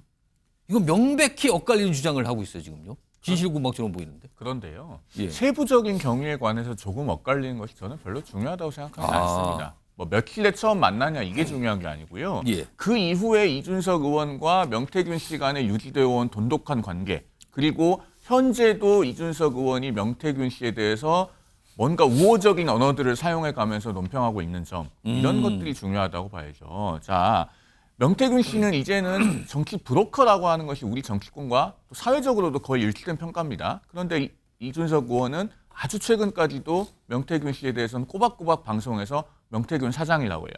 자, 조금 전에 해명에서는 뭐라고 합니까? 잘 부탁드린다 정도의 인사치레만 했다고 하는데 그 정도 관계에서 시작한 인물에게 지금까지도 꼬박꼬박 명태균 사장이라고 공개된 방송에서 그렇게 얘기를 합니까? 명태균 사장이라는 표현이 있습니다. 지금 명태균 사장이라고 논평하는 정치인은 대한민국에 이준석 의원 말고 누가 있는지 저는 기억이 안 나요. 그리고 자, 그것만 있습니까? 내일이면은 야당 대표에서 집권 여당 대표로 신분이 바뀌는 그 5월 9일 새벽 0시 20분에 명태균 씨와 메신저를 주고받으면서 김영선 전 의원 공천에 관한 얘기를 했다는 거 아닙니까? 예.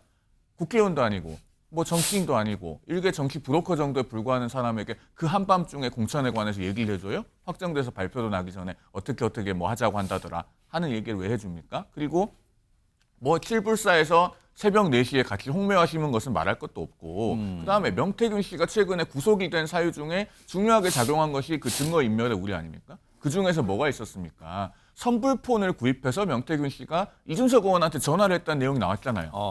아니 왜 본인의 명의의 전화로 조회가 되지 않는 선불폰을 굳이 구입을 해서 이준석 의원한테 전화를 합니까? 그거 왜 그랬을까요? 그러면 이제 이준석 의원은 조사받아야 돼요. 저렇게 세부적인 경위를 가지고 논쟁을 하면서 뭔가 논점을 흘릴 것이 아니라 명태균 씨와의 관계에 대해서는 정말 정직하게 국민들 앞에 있는 그대로 소명하고 수사기관에 나가서도 진실되게 얘기해야 된다. 저는 그런 말씀을 드립니다. 지금 송영훈 대변인, 지금 미래한국연구소의 당대표 적합 여론조사, 뭐 이게 지금 계속 뭐 보도도 되고 뭐 검찰이 그걸 증거로 내밀었다 이런 얘기가 나오거든요. 그러면은 이 여론조사 이걸 어떻게 봐야 되는 걸까요? 그럼 그 여론조사 중에서는 사실은 석연치 않은 여론조사들이 있죠. 미래한국연구소가 의뢰해서 그 당시에 국민의힘 당대표 경선 후보 적합도에 관한 문항을 포함해서 실시했던 이른바 전국 정례 조사 중에서는요. 그 전국 단위 여론조사를 하는데 1시간 50분 만에 조사가 마감된 것도 있어요. 이것은 아마 그 우리나라 유수의 여론조사 업체에서 들으면은 모두들 석연치 않다고들 할 겁니다. 그리고 그 정례조사 중에 두 번째 조사였던 5월 16일 조사에서 이준석 의원이 일약 오차 범위 내에서 나경원 후보를 이기는 걸로 나와서 그때부터 이준석 돌풍이 부는 진원지가 됐는데 그 한 주 전에 5월 9일 명태균 씨가 말하는 바로 그 5월 9일입니다. 그때 5월 9일에 공표된 여론조사에서는 이준석 의원이 처음으로 당대표 후보군에 포함이 됐는데 나경원 후보에게 오차 범위 내에서 뒤처지는 2위로 나왔어요. 이런 것들이 이준석 의원에게는 굉장히 큰 정치적 자산으로 작용한 것만큼은 틀림없습니다. 자, 그런데 여론조사를 의뢰하는 데는 돈이 들잖아요. 예. 미래한국연구소라는 업체가 왜 다른 언론사까지 조사 의뢰자로 이렇게 해가면서 특정 여론조사 업체에게 계속 반복해서 전국 정례 조사를 의뢰를 합니까? 무슨 이익이나 유인이 있어서 그렇게 했을까요? 이것이 앞으로 수사 과정에서 정말 투명하게 밝혀져야 된다. 많은 국민들께서 관심을 갖고 계시는 사안이다라는 말씀을 드립니다. 자, 이런 상황에서 명태균 씨의 변호인 이준석 의원을 계속 거론하고 있습니다. 뭔가 비판적인 거론인 거죠. 관련된 목소리가 쭉 있습니다. 들어보시죠. 그냥 매일매일 카톡하고 새벽에도 그렇게 질의응답을 하고 특히 여사님과 대통령에 대한 스토킹을 할 때 그 통로로 쓴 것 같습니다. 감시할 때. 이준석 의원은 또 윤석열 대통령께서 번호가 되신 후에도 굉장히 심하게 갈등을 겪었지만 그렇게 하고 나서 대통령께서 이제 사적인 교류는 완전 단절을 한 것 같더라고요. 사적으로 어떤 일을 하는지, 여사님이 누구를 만나고 무슨 말을 하는지, 대통령의 의중은 어떤지 이거를 유일하게 알 수 있는 통로가 명시였어. 명태균 측이라고 자꾸 쓰지 않았으면 좋겠는 게 저에 대해서 아주 공격적으로 임하는 한 변호사가 하고 있는 거기 때문에 저는 그거는 명태균 사장님 변호인을 정말 잘못 골랐다라는 인식을 가지고 있습니다. 그래서 원래 변호인이라는 사람이 그 수임한 의뢰인의 변호에 집중해야 되는데 지금 엉뚱한 행동을 해가지고 명태균 씨의 변호인으로 김소연 변호사가 선임이 됐잖아요. 이준석 의원으로서는 뭐 악의 축이라고까지 했는데 이 선임의 뒷배가 용산 아니냐 이런 생각을 했을 수가 있겠죠. 이게 좀 복잡한데요. 이동학 전 최고요. 지금 명태균 씨의 변호인으로서 이준석 의원에 대해서 굉장히 비판적인 입장 계속 얘기하고 있거든요. 이게 명태균 씨에게 도움이 된다고 판단해서 이런 걸까요? 왜 이런 걸까요? 저는 제가 지켜보는 입장에서는 도움이 안 될 것 같아요. 명태균 씨 입장에서도 김소연 씨가 계속해서 저렇게 자기 대변인인데 자기 변호인이 그런 말을 하는 게 맞나? 이거의 본질로 다시 돌아가 보면 윤석열 대통령의 이 여론조사나 이런 것들을 명태균 씨가 해줬고 그 정치 자금이 어떻게 됐는지 그 관계가 아직 안 밝혀졌고요. 그다음에 중간에 김건희 여사가 여론조사를 해와라. 해갖고 간 것도 있어요. 그것도 이제 증언에 다 녹취에 나왔던 내용인데 지금 대통령과 김건희 여사는 쏙 빠지고 갑자기 이준석 대표 쪽을 공격을 하기 시작했단 말이에요. 그러면 이 대변인이 이 변호인이 과연 명태균 씨 변호인인지 윤석열 대통령과 김건희 여사의 이 변호인인지 이게 헷갈리는 지점이 지금 와 있는 거예요. 그러니까 이준석 대표 뭐 제가 뭐 방어해 줄 필요도 없지만 본인 입장에서 굉장히 어리둥절할 겁니다. 그러니까 이제 사실관계를 계속 까고 이렇게 하고 있는 것인데 이거는 다시 돌아와서 지금 예를 들면 공천 개입했다. 그리고 공천 거래가 있었던 거 아니냐라고 한다면 당시에 불러야 될 것은 이준석 대표가 아니라 공관위원장을 했던 분들을 모셔야죠. 검찰에서는 지금 비서실장을 하고 있는 정진석 비서실장, 당시에 공관위원장이었지 않습니까? 그리고 이 그 보궐선거에 관련돼서는 윤상현 의원이 한 것으로 지금 알려졌지 않습니까? 그럼 이 두 분을 불러서 당연히 이거에 대한 사실관계부터 해야 되는데 지금 언론에 나오는 건 이준석 대표에 관한 얘기만 나온단 말입니다. 이게 약간 시선을 다른 쪽으로 돌리려고 하는 거 아니냐, 불씨를 이쪽으로 빼보려고 하는 것 아니냐라고 하는 의구심을 가질 수밖에 없는 거예요. 다시 본점으로 돌아와서 윤석열 대통령과 김건희 여사가 어떤 실력 행사를 통해서 이번 공천에 개입했고 그 영향력을 행사했는지가 핵심이다. 그 핵심을 밝히기 위해서 김건희 여사가 중간에서 어떤 역할을 했고 그거에 따른 명태균 씨의 조사를 해야 되는 것이지 다른 쪽으로 가는 것은 곁가지에 불과하다 이렇게 생각을 합니다. 그러니까 이런 상황으로 지금 뭔가 흘러가고 있어요. 계속 이준석 의원이 어떻고 이런 얘기를 꺼내놓고 있단 말이에요. 자, 다음 주에 넘어가 보죠. 뭐 여권과 관련돼 있는데요. 키워드 있습니다. 사술 정치. 사술. 좋지 않은 표현이죠. 뭔가 정법이 아닌, 정도가 아닌 뭐 이런 뜻이잖아요. 사술. 최근에 국민의힘 지금 당원 게시판에 올라왔던 글에 대한 여러 가지 의혹. 이게 지금 뭐 완전히 사라지지 않았어요. 지금요. 뭐 당무감사 얘기도 계속 나오고 있고요. 이와 관련된 여당 내 목소리가 있습니다. 일단 그것부터 좀 들어보겠습니다. 굉장히 여러 가지 중요한 사안들이 많잖아요. 많은 그런 상황에서 없는 분란을 굳이 만들어서 분열을 조장할 필요는 없다고 생각합니다. 왜 특정 글들은 삭제가 되고 왜 특정 글들은 삭제가 되지 않는지 문제 제기가 계속되고 있습니다. 우리는 이것이 수사기관에 의해서 밝혀지기 이전에 우리 스스로 당무감사를 통해서 무엇이 잘못된 것인지 게시판 관리가 왜 잘못되었던 것이 이런 것들을 우리가 먼저 바로잡아야 한다. 이런. 자, 그러니까 국민의힘 당원 게시판 이게 익명으로 글을 올릴 수가 있어요. 물론 이제 당원임을 증명하고 들어가야 되는 거지만. 근데 거기에 들어가는 글 올라온들 중에 검색이 됐어요. 그게 해보니까 한동훈 대표의 가족으로 의심되는 사람이 쓴 것처럼 보이는 글들이 올라왔다. 이런 의혹이에요, 지금요. 한쪽은 당무감사해야 된다고 막 주장하고 한쪽은 아니라는데 자꾸 왜 이럽니까? 약간 이런 상황이거든요. 근데 지금 경찰에 조사 들어갔습니다. 화면이 있습니다. 이겁니다. 요 위에 뭐 내용이 있죠? 근데 보수 시민단체가 이제 고발했어요. 그래서 경찰이 고발인 조사 진행, 그리고 이 국민의힘에 자료를 그대로 보존해 주세요라는 요청 공문을 발송했다. 그러니까 경찰이 지금 들여다보고 있는 겁니다. 이런 상황에서요, 홍준표 대구시장이 반응을 보입니다. 화면에 있습니다. 뒷담화 하고 가족 측근들이 당원 빙자의 당원 게시판에 비방글 쓰는 비열한 짓 하지 말아야. 홍준표 대구시장 뭔가 단정적으로 얘기를 하네요. 사술부터 먼저 배운 정치는 오래 못 간다. 용병 정치의 눈먼이 당 이젠 바꿔야 할 때다. 이렇게까지 얘기를 하는데 용병 얘기에 앞서서도 홍준표 시장이 얘기한 바 있거든요. 목소리 들어보죠. 나는 이 당을 30년 지켜온 사람이야.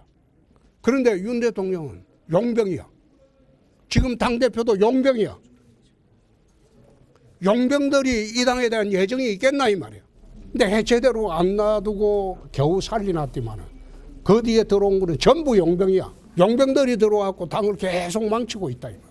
윤 대통령이 용병으로 들어와서 정권 교체를 해줬으니까 우리가 고마워해야 될 대사예요. 근데 나머지 애들은 당의 분란만 일으켜.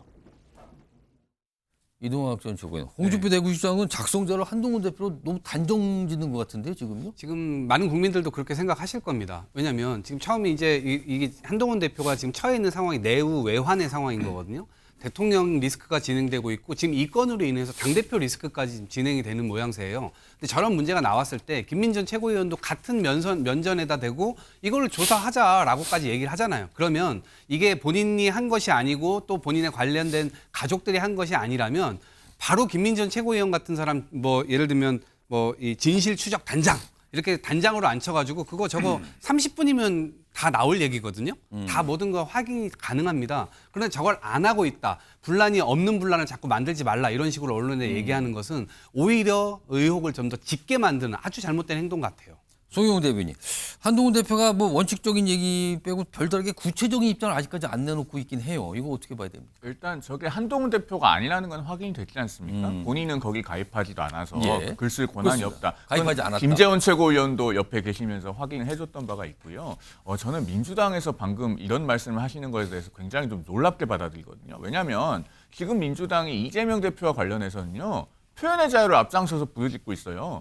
허위사실 공표라고 이렇게 해서 처벌하면 되느냐. 그리고 뭐 저 참 입에 올리기 민망합니다만 과거에 이제 어떤 행사장에서 입틀막 있었던 것도 표현의 자유와 관련해서 이렇게 비판을 하고 있지 않습니까? 그런데 대통령에 대해서 비판 글이 올라왔다고 지금 작성자를 찾으라고 야당에서 주문하고 있어요.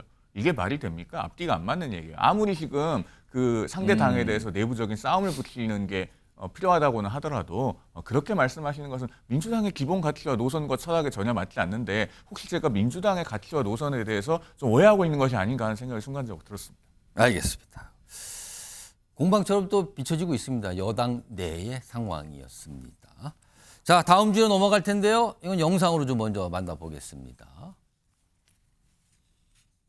김정은 동지께서는 조선반도의 긴장 상태를 사상 최악으로 격상시킨 미국과 괴뢰 한국을 비롯한 적대 세력들의 위협적 성격에 대하여 까발키시고 혁명의 요구, 현종세의 요구로부터 전쟁 준비 완성에 총력을 집중할 때 대한 전투적 구호를 우리 무력의 각급에 제시하셨습니다. Do not think we can count on a period of quiet with the DPRK. Obviously, they've continued their ballistic missile testing just in recent days and weeks.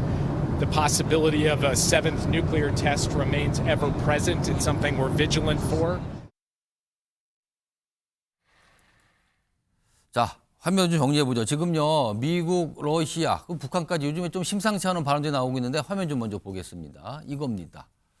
지금 이제 미국 언론의 보도인데 바이든 미국 대통령이 우크라이나에 대해서 장거리 미사일 에이테크스 장거리 미사일을 러시아 본토 타격용으로 쓸 수 있게 허용했다는 거예요. 승인을 했답니다. 그러자 러시아 당국이 이거 3차 세계대전 시작을 향한 발걸음입니다. 이러면서 반발하는 3차 세계대전을 거론합니다. 자, 이와 관련된 목소리가 있습니다. 바이든 대통령입니다. 들어보시죠.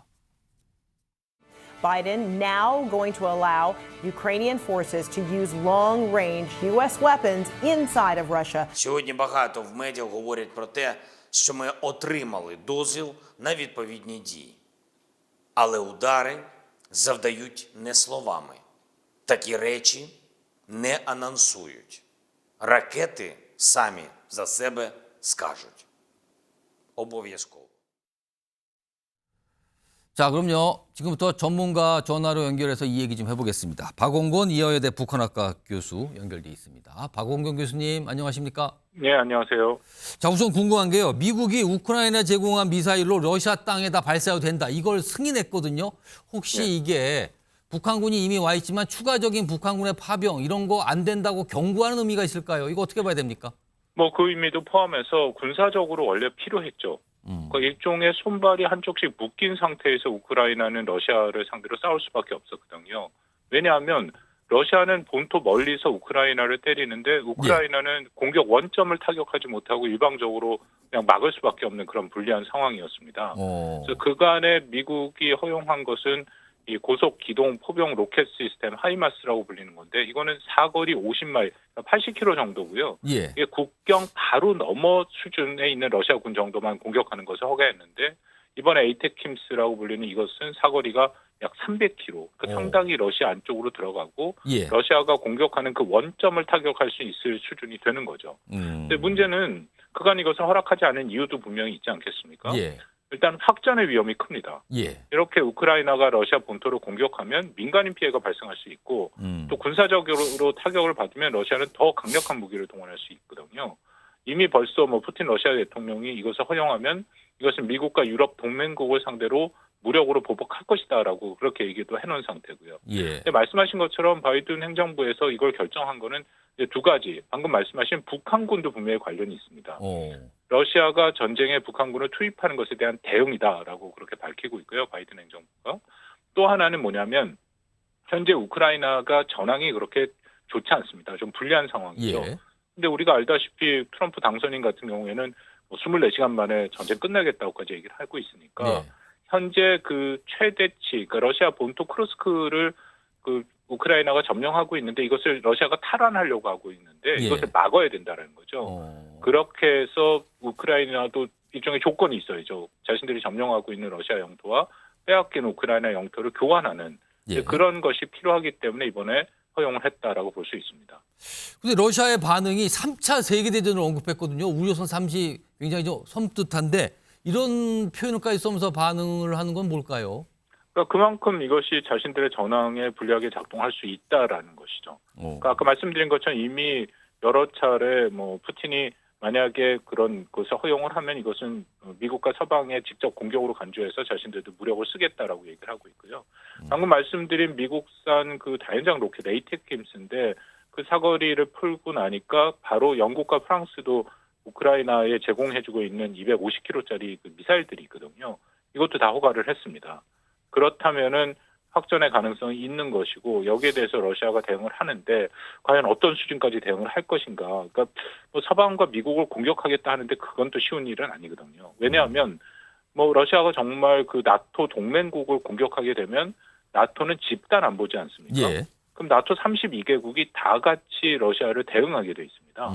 그러니까 러시아가 거기까지 확전을 하기는 어렵고 대신 아마 우크라이나에 대해서 훨씬 더 민간인까지 포함한 강력한 그런 그 타격을 할 가능성이 있겠죠. 지금 방금 속보로 러시아 크렘린궁 반응이 나왔는데 이 장거리 미사일 허용 시는 미국도 전쟁 개입을 의미하는 걸로 간주하겠다. 이렇게 반응이 나왔습니다. 굉장히 강경한데요, 지금요. 그렇습니다. 이 얘기는 아까 말씀드린 것처럼 이미 푸틴도 얘기를 했고 미국의 발표 직후에도 몇 번 이런 식으로 얘기 나오고 심지어는 3차 세계대전이라는까지 표현까지 나오고 있는 상황이거든요.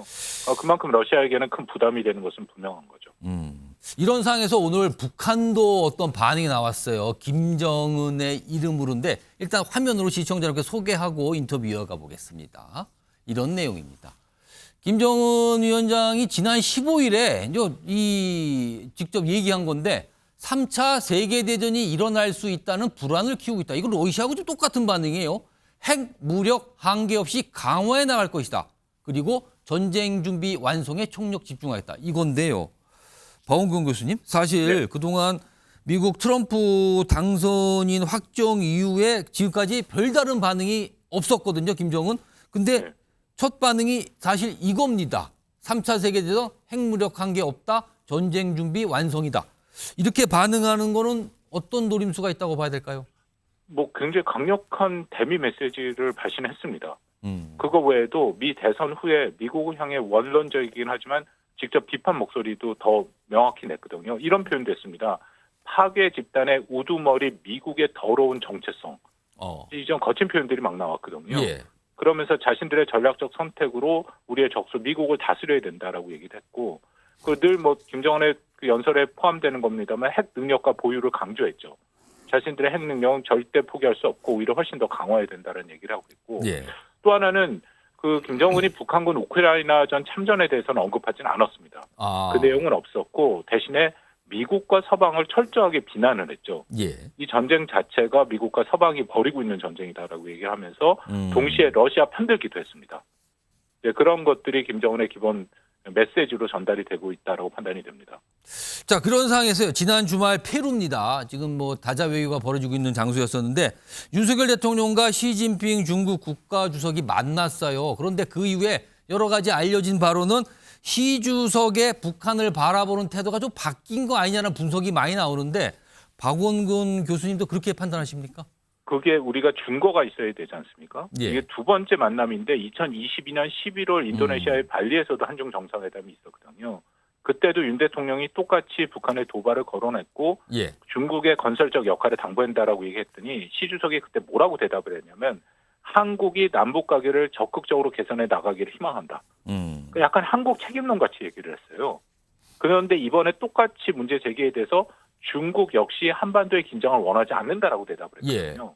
그러니까 이게 중국의 시진핑 주석의 말은 당연히 의미를 담고 있습니다. 예. 뉘앙스나 뭔가 범위를 다 조절해서 하는 얘기거든요. 그렇다면 이번 발언이 방금 제가 그냥 단순히 말씀을 드렸습니다만 분명히 차이가 느껴지긴 하죠. 그래서 최근에 이것은 최근 한 1년 반 넘어가고 있습니다만 북한과 중국과의 관계가 그렇게 편치 않습니다. 그러니까 올해가 중북 국교 정상화 75주년인데 예. 결국 시진핑, 김정은 시진핑 정상회담은 물 건너갔다 보는 게 맞죠. 대신에 러시아는 푸틴이 6월 달에 방문을 해서 정상회담이 있었고 러시아와 북한도 올해가 75주년이거든요. 그러니까 이런 면에서 중국이 좀 불편함을 드러내고 있다라고 판단이 됩니다. 특히 북한이 러시아에 파병을 해버리니까 러시아 우크라이나 전쟁은 파병을 해버리니까 예. 미국과 서방 세계에서 중국 책임론을 계속 부각해요. 왜냐하면 이것은 중국이 니네가 영향력이 있는데 예. 북한 경제가 대부분 중국 무역에 의존하고 있는데 왜 영향력을 발휘하지 않고 있느냐. 예. 더불어서 러시아를 군사적으로 직접 지원하지는 않지만 군용으로 전용할 수 있는 이중 용도 용품을 제공하고 있거든요. 중국이 러시아한테. 그러니까 그것도 같이 포함해서 비난을 받고 있으니까 중국 입장에서는 그렇게 편치 않겠죠. 자, 마지막 내용인데 여기서 화면을 하나 준비된 거 있거든요. 보고 이어가겠습니다. 바로 풍선. 북한이 또 계속 쓰레기 풍선 보내는데 최근에 우리 쪽에서 북한으로 넘어간 게 있었대요. 전단과 과자라고 해야 돼. 저기 보면 뭐 초코파이 이런 거 좀 보이거든요. 그걸 김여정이 이렇게 반응합니다. 깨끗이 청소한 집들에게 똥개도 안 물어갈 더러운 오물짝을 널려놓은 행위 격분한다. 인내심도 한계가 있다. 이렇게까지 반응을 굉장히 격하게 보였거든요. 자, 박완균 교수님, 특히 여기 보면 전단과 함께 과자류, 초코파이 이런 거 북한에서 굉장히 선호한다는 건데 이것까지 보낸 내용을 공개하면서 이렇게까지 비판을 했는데 그만큼 북한 주민 동요가 걱정된다는 방증일까요? 어떻게 봐야 됩니까? 글쎄, 우리 한국에서 일부 단체가 보낸 거는 맞는 것 같은데요. 예. 기본적으로 9월부터 4월까지는 남쪽에서 북쪽으로 바람이 불지 않습니다. 그래서 전단 사업을 오래 했던 우리 한국의 그 단체들은 전단을 이때 보내지 못해요. 예. 그렇기 때문에 현재로서 북한의 이런 반응은 사실상 전단 문제도 있지만 저는 확성기 문제도 있다고 생각하거든요. 그간 9월부터 벌써 10월, 11월 2달이 됐는데 계속해서 쓰레기 풍선을 날리고 있지 않습니까? 그것은 우리 확성기에 대한 대응이다. 그렇게 볼 여지도 있는 거죠. 알겠습니다. 오늘 말씀 여기까지 듣도록 하죠. 지금까지 박원근 이화여대 북한학과 교수였습니다. 고맙습니다. 예, 감사합니다. 자, 다음 주제 역시 영상으로 먼저 준비되어 있습니다. 보시죠.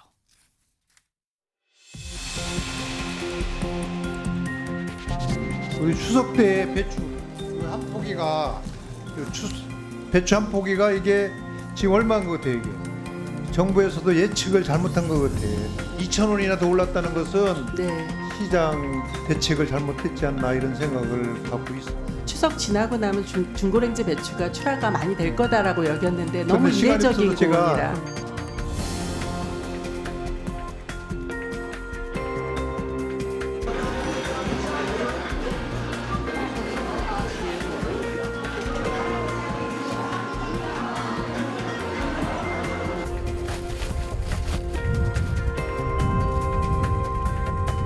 가격이 많이 싸지고 지금 김장하기 부담 안 가요.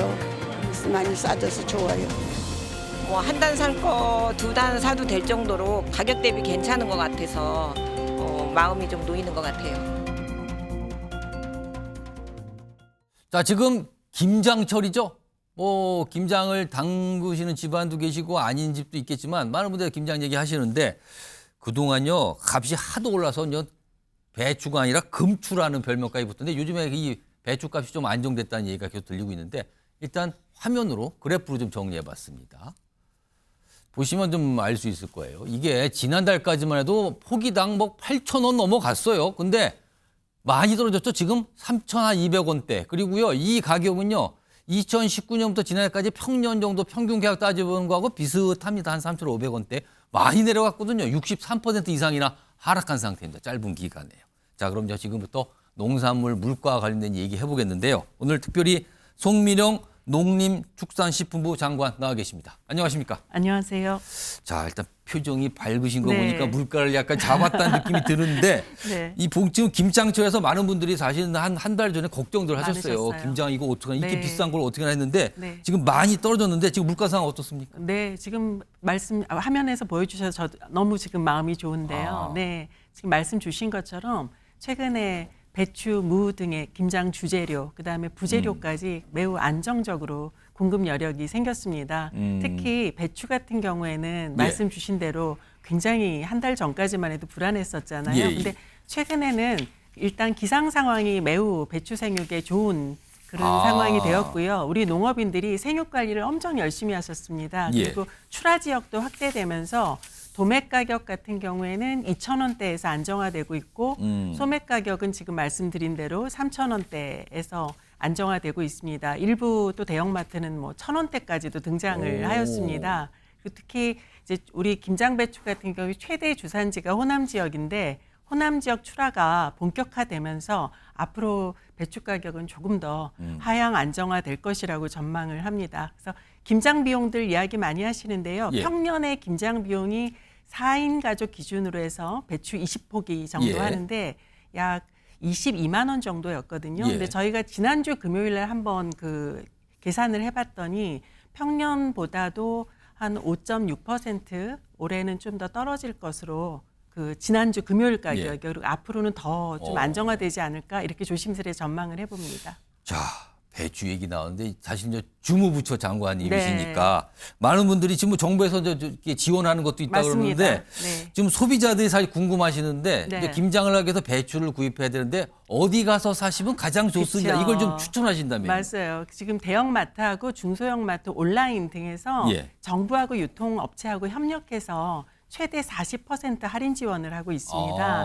그런데 잘 아시는 것처럼 마트마다 그 출하지 그 계약한 곳이 좀 다 다르고 그렇겠죠. 매일매일의 상황이 다르지 않습니까? 그리고 그래서 품목별로 그 마트별로 조금씩 가격 차이가 있어요. 그러니까 배추는 어디가 더 싸고 무는 어디가 더 싸고 그래서 다르네요, 또. 그래서 홈페이지 좀 보시고 그 비교를 하시면 좀 합리적인 구매를 하실 수 있지 않을까라고 생각을 합니다. 조금 정성을 들이시면 더욱 더 저렴하게 구매할 수 있다는 말씀이군요. 그리고 또 하나 팁을 드리면 김장철에 저희가 수육 많이 해 드시잖아요. 그렇습니다. 수육 같은 할 수 있는 우리 돼지고기 같은 경우에는 한돈 자조금 협회에서 자조금에서 그 할인 지원을 별도로 하십니다. 그래서 20% 할인한 가격으로 12월 4일까지는 구입을 하실 수가 있습니다. 할인이 많이 있답니다. 찾아보시면 됩니다. 그거 있답니다, 지금요.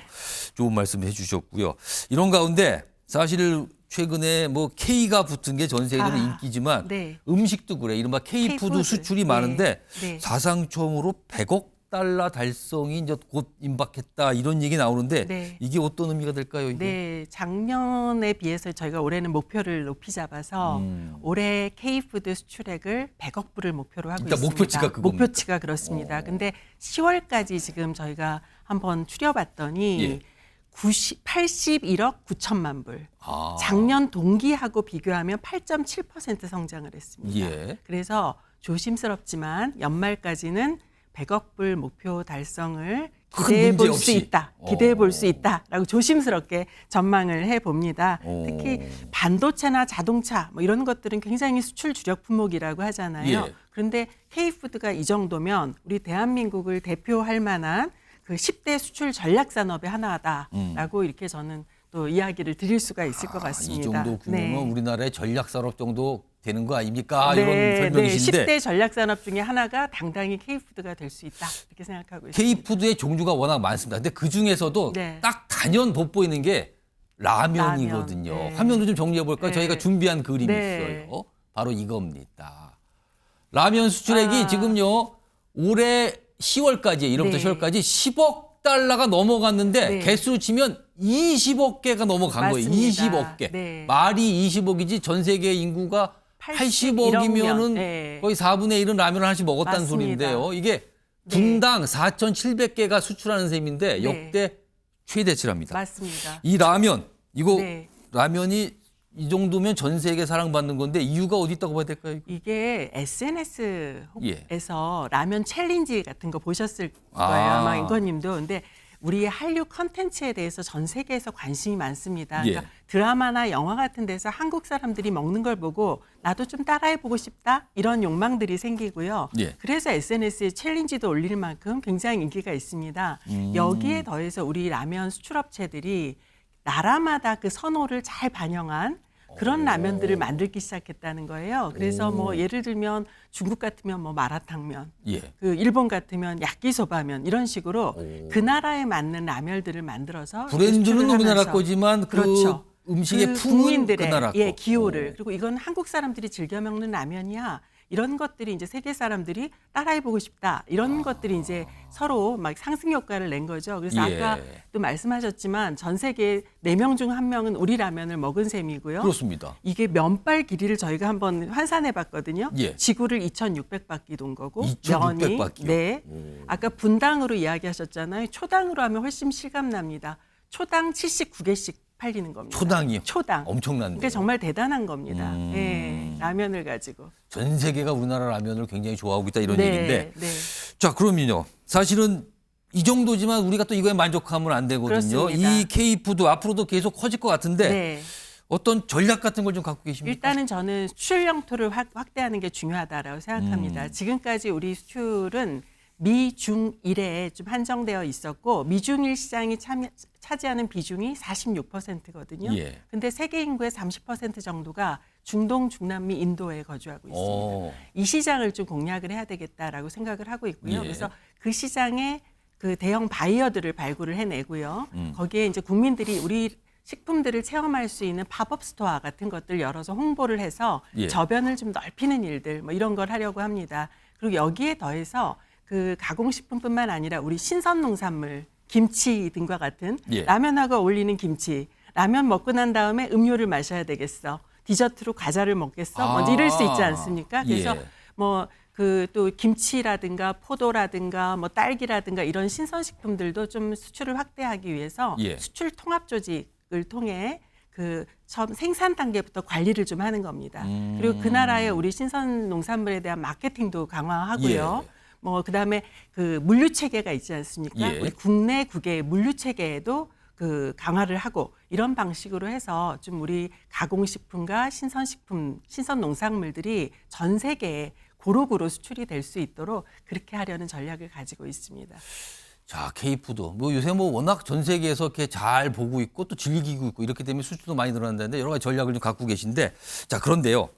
국내로 조금 돌리면 이 쌀 문제가 있어요. 예. 쌀은 사실 생산을 잘하는 것도 중요하지만 요즘에는 쌀 소비가 줄었다는 얘기가 너무 많이 나오거든요. 이거는 어떤 대안이 좀 있을까요? 그래서 소비를 사실 확장을 하려면 저는 이제 2가지 전략이 필요하다고 보는데요. 하나는 양보다는 맛있는 질 좋은 쌀이 사실 밥이 좀 나온다면 소비자들이 조금 밥이 이렇게 맛있는 거였나라고 좀 알 수 있는 기회가 이른바 프리미엄 쌀 뭐 이런 거 맞습니다. 말씀하시는 겁니까? 네, 기능성 쌀도 있을 수 있고요. 그래서 여러 의미로 고품질의 친환경 쌀을 양보다는 좀 그런 질 좋은 쌀을 생산해내자라는 게 이제 하나의 전략이고요. 또 소비를 촉진하기 위해서는 밥으로만 쌀을 드시는 게 아니라 실은 다양한 우리 냉동 김밥이 해외에 수출돼서 각광을 받는 것처럼 냉동 김밥이나 떡볶이나 뭐 쌀국수나 다양한 쌀가공 식품들이 있을 거예요. 그렇게 좀 좋아하실 만한 쌀가공 식품들을 만들고요. 여기에 또 전통주도 굉장히 중요한 영역입니다. 예를 들면 일본과 같으면 그 사케라고 하는 일본 전통주 있잖아요. 그렇습니다. 그 전통주에 들어가는 쌀량이 1년에 30만 톤이라고 합니다. 근데 우리는 우리 전통주에 들어가는 쌀양이 5,600톤에 불과하거든요. 비교가 안 되는데요, 그럼요. 네, 근데 우리 MZ 세대들 사이에서는 예. 전통주의 인기가 대단하거든요. 예. 그래서 이 전통주를 포함해서 쌀을 활용한 다양한 가공식품들을 만들어서 소비 기반을 좀 넓히자라는 전략을 가지고 있습니다. 고급 쌀의 소비 네. 그리고 쌀을 이용한 다른 음식과 음료 또는 술 이런 네. 전략이군요. 맞습니다. 자, 요거 마지막 질문 제가 하나 드립니다. 네. 시간이 한 1분 정도 있는데 네. 저 농촌 분야 전문가시로 활동하시다가 이제 장관 역할을 하고 계시고 맡고 계신데 네. 농촌 정책에 관한 내용이 현 정부 들어서 어떤 좀 변화가 좀 있습니까? 큰 변화가 있습니다. 어떤 겁니까? 첫 번째는 아예 패러다임을 좀 바꿨습니다. 농촌의 인구를 늘리기 위해서 귀농귀촌을 권장을 했거든요. 예. 주민등록을 옮겨와서 사는 인구를 늘리는 전략을 그동안은 했다면 이제는 사는 곳보다는 귀농귀촌도 포함하지만 좀 더 확장해서 농촌에 와서 비즈니스를 한다거나 혹은 농촌에 내가 주민등록을 옮겨 살지는 않지만 왔다 갔다 하면서 생활인구로서 그 관계인구로서 그 교류하는 인구로서 좀 이런 인구들까지 포함할 수 있는 전략을 취해보자. 그래서 이런 분들이 좀 즐길 수 있는 뭐 농촌 체류형 쉼터라든가 워케이션 공간이라든가 빈집을 활용한 다양한 그 농촌의 자원들을 활용한 이런 뭐 새로운 그 개발 뭐 이런 상품화 이런 것들을 좀 추진을 하고 있고요. 또 하나는 플랫폼을 새로 만들었다는 겁니다. 농촌 가면 화장실도 더러워, 뭐 난개발도 있어 이랬는데 농촌 공간계획제도라는 틀을 만들어서 이 플랫폼을 하나 만들었다. 이렇게 요약할 수 있겠습니다. 알겠습니다. 오늘 말씀 여기까지 듣도록 하겠습니다. 많은 설명해 주셨어요. 네. 지금까지 송미령 농림축산식품부 장관이었습니다. 고맙습니다. 고맙습니다.